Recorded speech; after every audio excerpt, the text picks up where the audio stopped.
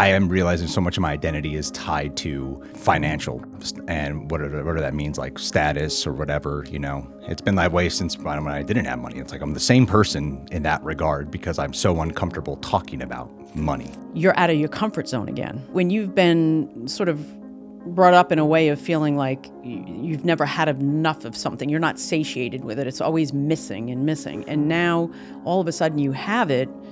It's uncomfortable being depressed. You're comfortable being in that mode, even though you don't want to be, right? People want to be content. I think when you ask them, do I feel like I'm content? I equate content with joy versus content with happiness. Okay. I think those are two different things. I think joy is internal. It's what pleasure you get in certain things that have nothing to do with anyone else, as opposed to what people consider happiness, like the right house, the right car, the right status, the right job, the perfect partner, what those things are. But I go through that same work-life balance thing when people will say to me, you're always working a lot. And I don't know, I believe I'm being authentic, but I always question myself am I authentic or am I being protective?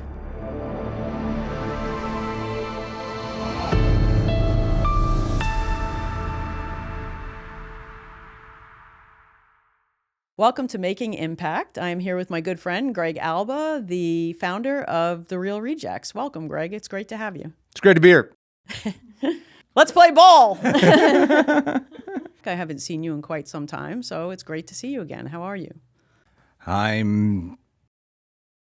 Good question. I'm good. I guess I'm good today. Yeah.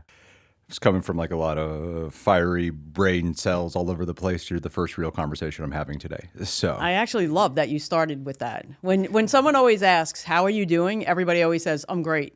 Yeah. That's initial. But the fact that you paused is meaningful. I'm trying to embrace a pause a little bit more in conversation and not fill it with ums and what I just did right there. When I go, and, trying to constantly find like a word to put it in there, be uncomfortable with it a little bit. Always trying to improve my communication a tiny bit as much as I can. And yeah, that's where I'm at currently. But I appreciate you noticing that. Thanks. How are you feeling? I'm feeling really excited, really good. I mean, I'm typically in New York, and now I'm here in LA having an opportunity to do this, looking at all the ideas around Make an Impact and the stuff. So, I mean, when I'm here, I'm always focused 100% on doing something good. So I have that value. It's not my everyday life.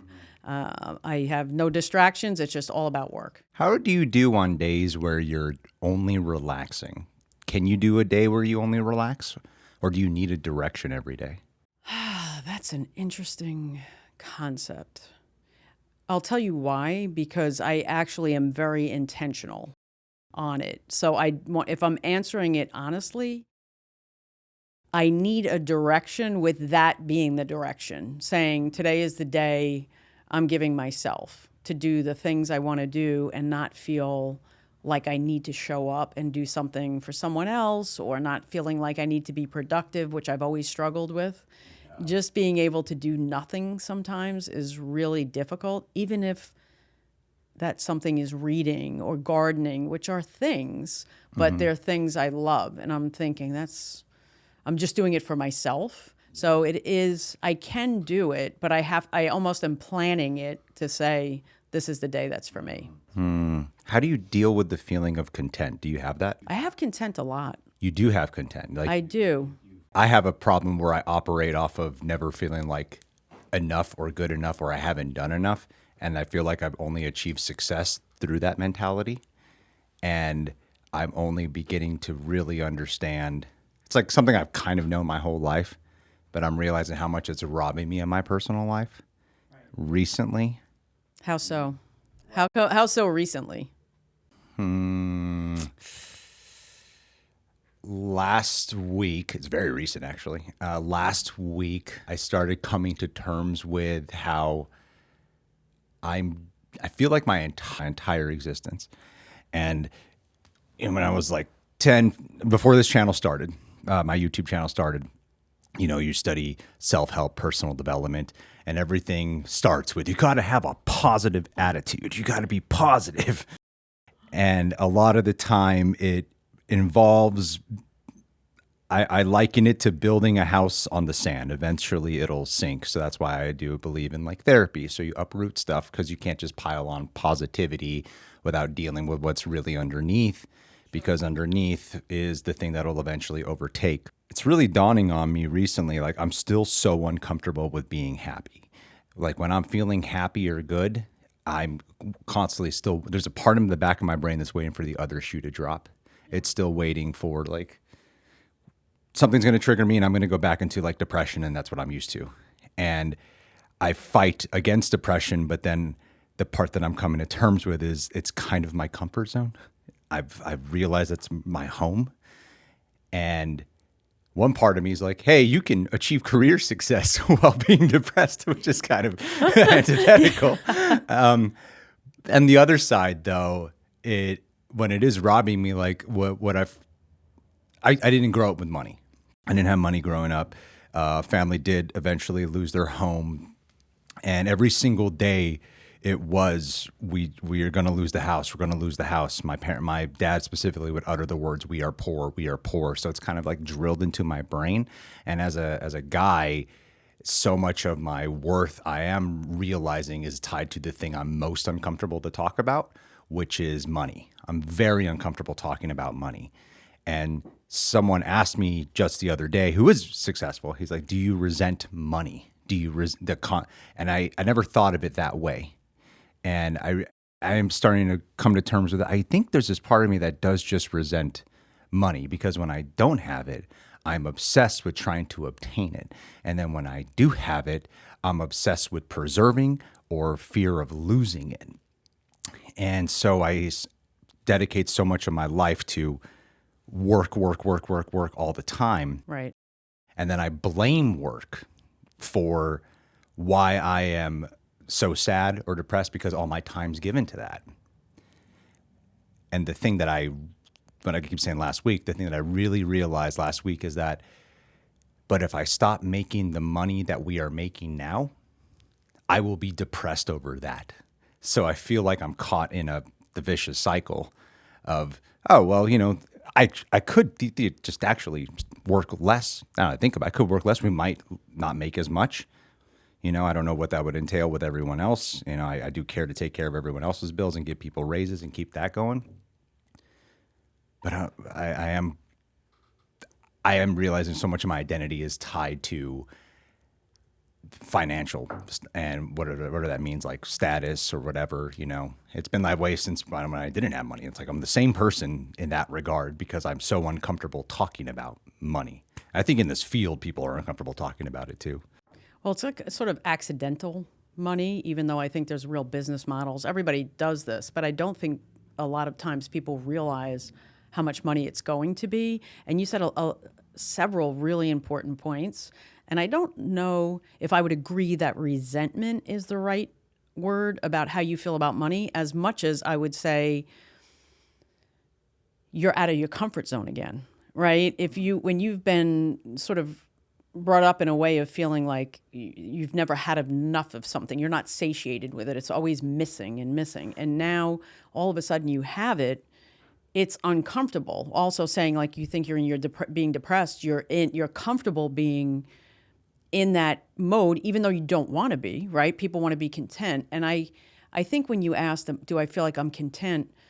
I think I equate content with joy versus content with happiness. Okay. I think those are two different things. I think joy is internal. It's what pleasure you get in certain things that have nothing to do with anyone else or require any external force, as opposed to what people consider happiness, like the right house, the right car, the right status, the right job, the perfect partner. What those things are interesting.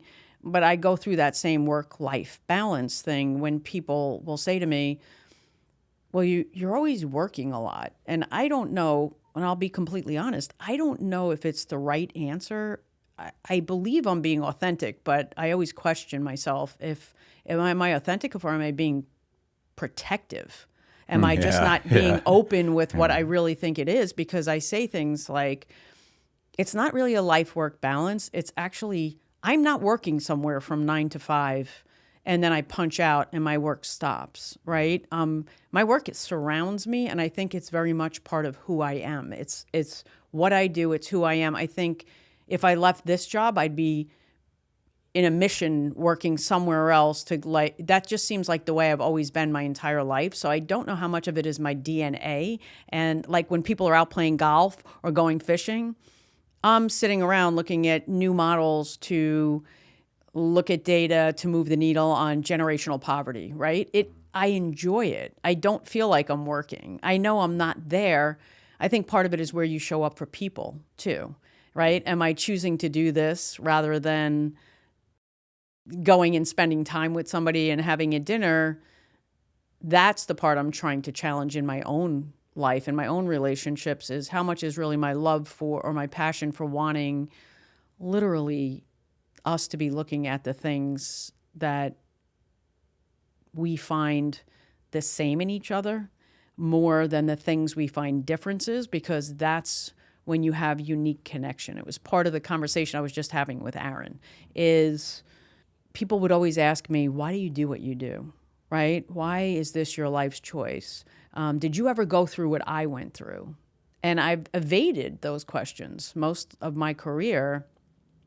And I was just saying to him, I don't know it's because I fear the vulnerability and I package it nicely and I'm in a certain position. So therefore, it would not be helpful for me to disclose everything I've ever gone through. But if you can connect on the level of the emotion, so you feeling depressed or growing up in a situation where you might not have felt safe or something happened, I know what that feels like. I understand that feeling of hopelessness, of, oh, why am I bothering? I'm exhausted. Like, why? When does this ever get better? And sometimes I connect on that level because that's the similar ground. And then it takes the relationship a little bit more where you say, well, when you felt that way, what happened? And somebody shares it with you. Like I was just asking you what happened last week. If someone shares a specific detail with me and I get a sense, I can be safe and share another detail, right? That digs a little deeper. Now I don't feel as vulnerable because I'm starting to establish trust. And I'm starting to see we have more likenesses than differences. And now we can have a meaningful connection that's surrounded with compassion. That's sort of what I'm trying to get to all the time, which is why I always love talking to you about how you question yourself and think, because that's what I'm constantly doing. Yeah. Questioning my intentions, making sure I'm saying, well, if I say this, but I'm doing this, which one of these things is true? Am I being inauthentic, or am I authentic and I haven't been able to push myself over this line? And I've been having these discussions more and more because I've had people talking to me about saying, it would be great to write a book and for you to share things. And I get this sense of, ooh, yes, I think that would be great. And here's all these great stories. And then I start thinking, and everybody would read these. And how would that vulnerability happen? You know, like you have a lot of courage. And it made me want to think about, you went from doing Real Rejects with your reacting to films. Now you're doing Real Rejects Diaries, right? And now you're talking about mental well-being, health, overall mental wellness, how you struggle with it, what you do to accomplish it. And you have a relationship now that's not like me and you sitting in a room. You're talking, millions of people are listening to you. You have a voice. Why did you transition, and why now? You ever just do something because you know it's right and you have an intuition, but you don't quite know why, and then you sort of figure it out later? Yes. And Very much so. Yeah. That's kind of, I mean, to bring it to a cap on what we were talking about with money, that is how I felt about money. Was people would say money doesn't buy happiness, it won't bring you happiness. And my mind was going, I believe you. I'd like to find out for myself though. That's right.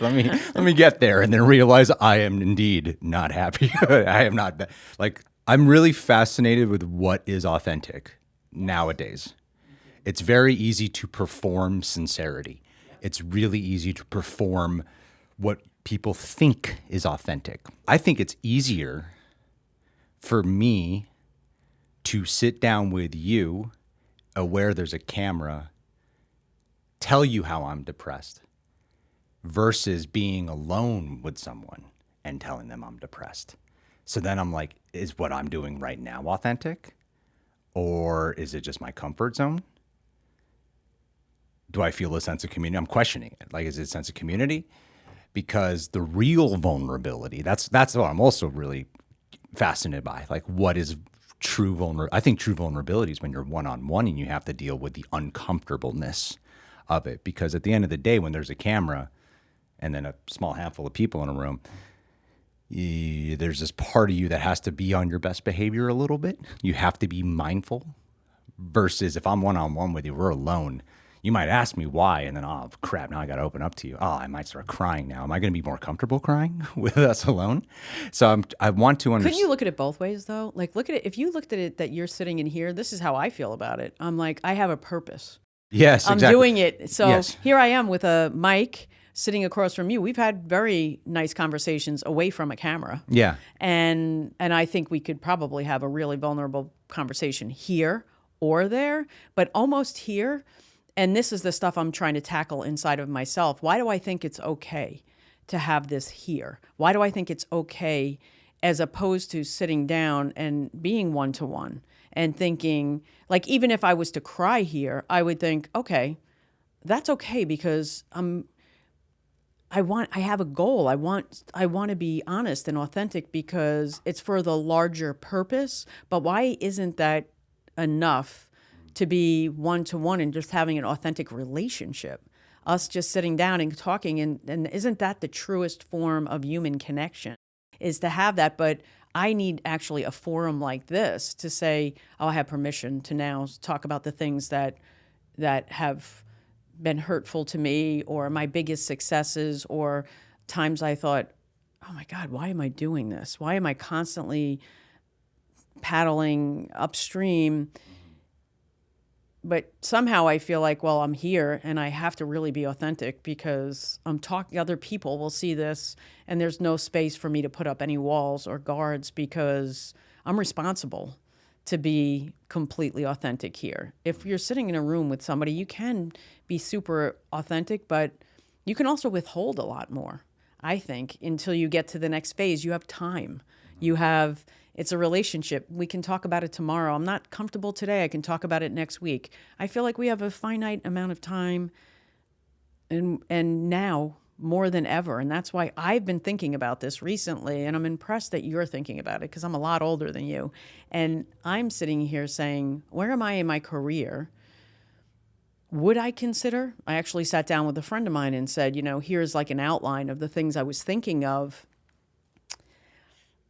I'm not sure if I'm ready for that to be public, all of this to be public knowledge, although if I think about it honestly, I'd probably be embraced in my field specifically or in the world, but I still struggle with it. I still can feel like an anxiety in the pit of my stomach. And I think that's attached to what most people why they're not vulnerable with each other or why they don't take today, where you've evolved from. The good, the bad, and the ugly, right? Sometimes we grow in great ways, and sometimes seeds that were planted that are not healthy continue to grow. Yeah. And how do we sort of weed that garden to continue to flourish the beautiful things, and also be okay with what's not great. It's okay to not have it all figured out, and it's okay to have some scars and bruises and bumps along the way. And to still be doing some of those things is okay if you're self-aware and trying not to. What you just said at the very end is why I'm doing it. Yes. Because I feel like the next kind of wave for me is not coming on and being the person with the answers. There was a time where you put yourself on camera and you're the one with the answers. That's why you're on camera. Now we're in a completely different age. And the idea of process and progress, that is what I want people to see. Like we started filming it at the beginning of this year, and now it's the end of the year, and it's pretty weird. I wasn't really sure where it was going, the videos, but if you watch the very first video, and then you watch the most recent, I've definitely been through a character arc. Like I've definitely transformed, and it suddenly became like a podcast documentary where the documentation was only through the form of conversation and the power of having honest conversations and being willing to talk vulnerable. Because I was doing it with the person who I've run the channel with for a long time, John, and we have very different lives, and we've really grew apart in our personal lives. One of our excuses to like talk with each other and about That's what I'm saying, right? It gave you permission to actually have a conversation that could have been completely, you're going to sit down and start talking about something that could easily bring you to tears and be uncomfortable, but you get to do it here. And I promise you, there are people that are watching this, and this is what I've had the pleasure of having and that you're starting to have within my career, is seeing the transformation of a meaningful interaction with somebody, and the ones you don't even know meant something. Yeah. Right? I see that in my career. I see a moment where someone was kind to me and it made a difference, and then I see them and tell them they didn't know that moment really impacted my life. And it's happened to me where I got an email saying, you probably don't remember me, but in 2000, I was in treatment, and one day you said this. As soon as they said that, I remembered that moment. And I was like, oh my gosh. And it was a normal human thing for any of us to do, or an interaction that we may have had, that I still went about my business, but that somebody else held on to. And now I'm trying to remember this in every aspect of my life, of saying every interaction I have with somebody, opportunity for me to have plant a positive seed, regardless of what my needs and my wants are at that moment. From the smallest thing of driving, I was in an Uber heading to the airport to come to LA. And I'm usually quite quiet in the car, and I'm trying to do my work, and I'm planning because I'm away, and I'm texting people to help take care of my dog and those things. And this gentleman was talking to me. He was a young man, and he kept talking. And at first my instinct was, oh, I wish I could have silence so I could do my work. But he was talking about meaningful things. He started talking to me about the betting scandal, on the NBA, and he was talking about how corruption is throughout government. And he was from El Salvador, and he started talking, and I said to myself, you know what? This could be a meaningful conversation with somebody that's trying to make a connection and have a conversation with me. I just put everything down, and I paid all of my attention to this conversation, and it was meaningful to me because I had somebody else's perspective. And all the way from taking it to soccer and how it happens in soccer with referees, to what's happening in the NBA, to what happens in government. And we talked about this driving to JFK Airport, where I would have missed that complete connection. And we ended up like hugging goodbye. And I said, what a great conversation. Thank you for sharing so much with me. But I'm doing that with everything. From anybody's path I cross, I'm pausing.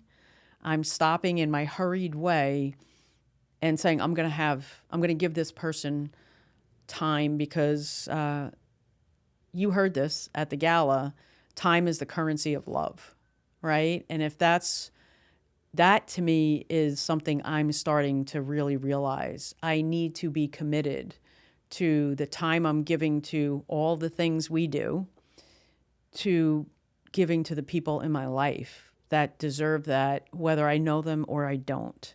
And my interactions have been meaningful, because I do believe time is the currency of love. It is the most important thing we have. It's the thing you hear everyone say when you say, how are you doing? Oh my God, I'm so busy. I have no time. I have no time for anything. Time is that common thing that everyone feels like they don't have and is slipping through their fingers. So that's the actual intentional stuff that's been recent for me for the last 3 months. I mean, when you said about the hurrying through, yeah, and that is my current biggest I don't know if the right word struggle. The thing I'm battling against is that I'm constantly rushing, constantly. And I hate delays. I do. I really hate it. It's happening on the way over here where I was like, I thought there was a miscommunication. And I might have been shooting a half hour later. And I was like, oh my God, this is stressing me out. So, Yeah, no, it is. And you know what? I noticed it, my son, Drew, who you met, right? Drew, time. He actually, I remember this now. In sixth grade, he wrote a poem, and it was about time, how he didn't feel like he ever had enough time. He didn't have time to do the things he wanted to do.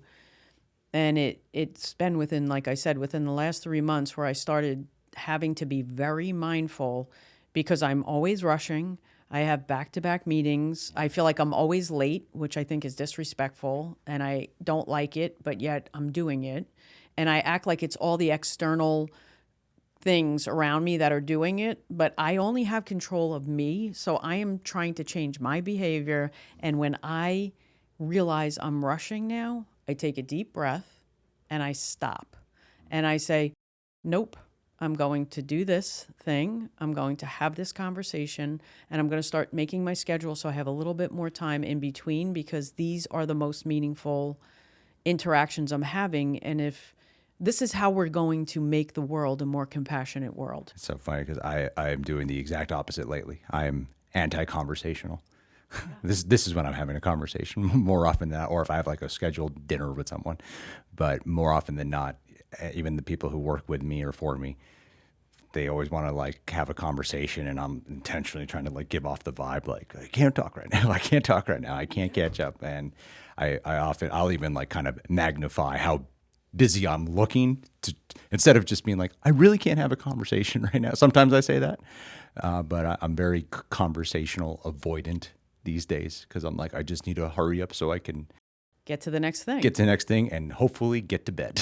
Yes. That's the But routine I'm in. I want to challenge you to try this, only because my assistant, Trisha, and now my chief of staff, Haley, they are very good at helping me get the balance. But I remember Trisha saying to me, this person wants to meet with you, this person, and I was in the very same position you were in, where I had so many people that wanted something, and I had to keep getting to the next thing. If you look at it honestly, then nobody's really getting any good from me. They're all getting a portion of me, but never what they're actually looking for, and never what also feeds me when I realize it's not really just about them. And I said to Trisha, why do they want to meet with me? What is this about? And she said, because they want to spend time with you. They want to tell you what they're doing because they care about your opinion. And they need to have face-to-face time with you. And I like begrudgingly would say, oh, all right. And then I was never sorry when I did it. Do you have enough self-worth to receive that? Yes. Yeah, I do, because at first I was like, why does it matter? Almost. And then I started to say, it's not just for them. Because when I stop and breathe, I'm like, this is why I started doing this job. This is why I wanted to do this work. That I want to make the people that work for me feel good, right? About what they're doing, or else they can't pass that. I'm not recharging their batteries then, and they're not giving it back to anybody. And when I sat across from somebody, I always walked out and said, you were right. I need to do this more because I feel good. I remember why I did this in the first place. I remember why I started. So I would challenge you not to change everything you do, but to say, I'm going to give somebody the time they're asking for, one time a week, and set some real time where I don't let anybody else disturb me. I put my phone away, and I promise you I've done it, and the world did not blow up. And I have 1,500 staff and all these programs. And I then would instantly feel anxiety when it was over, like, oh, this was great, and I love this, and it was fantastic. And we say goodbye, and I think, this is filling me up too. It feels good. And then I'm like, oh my God, I have to look at my phone. And I look, and I'm like, and I'm fine. Yeah. The world did not come to an end. And I gave somebody the currency of my time. Act of love. Yeah, it's an act of love. All right, then.